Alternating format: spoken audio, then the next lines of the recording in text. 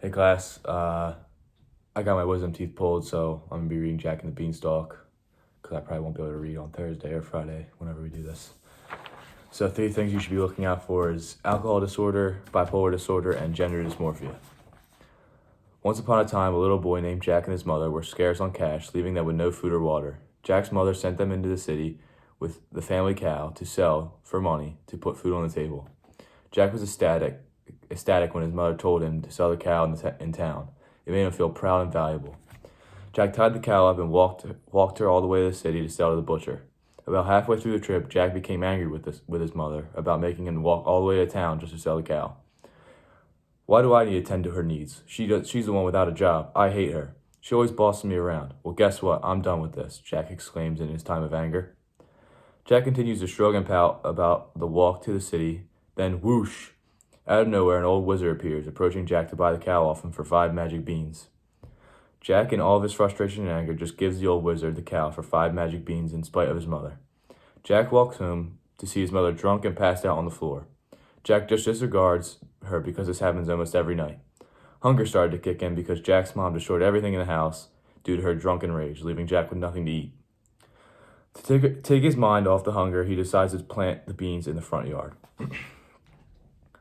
The next morning, Jack wakes up and walks past his destroyed home and his passed-out mother to see a beanstalk 30,000 feet high in the sky touching the clouds. Jack was angry because he had not eaten anything in the past 24 hours, so he decided to climb the beanstalk to hopefully find a source of food. After hours of climbing, Jack finally got to the top of the beanstalk, which led to the cloud.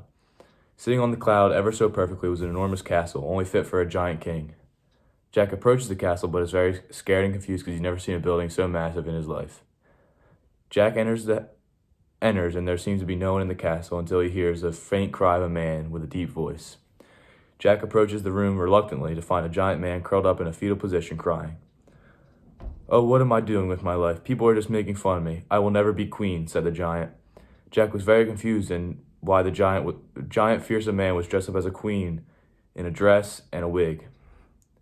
Jack says, "Hey, Mr. Giant, are you okay? Do you need someone help? You are pretty distraught over there." "Ah, you scared me, little man. How did you get up here?"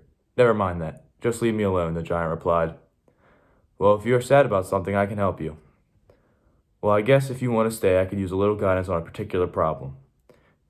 You see, all my giant royal friends are becoming kings and princes, and I have the chance to do that as well. But I want to become queen, and I think I am more suited for that role, and they are all making fun of me now." "Well, Mr. Giant, if they can't accept you for your gorgeous, smart queen you are, then they don't deserve to be in your presence, your majesty." "That means a lot, little man. You're all right." Jack proceeded to ask for any handouts of food the giant may have. The giant gave him 2 hens, one that lays golden eggs and one that lays actual eggs. Jack walked out of the castle a happy man and slid down the beanstalk to where he went back to his house. His mother was having a recovery day from her absolute all-night rager that she had the night prior when Jack walked in with the 2 hens. Jack and his mother ended up getting a nice mansion in Napa Valley, California, where him and his mother had unlimited wine. They lived happily ever after.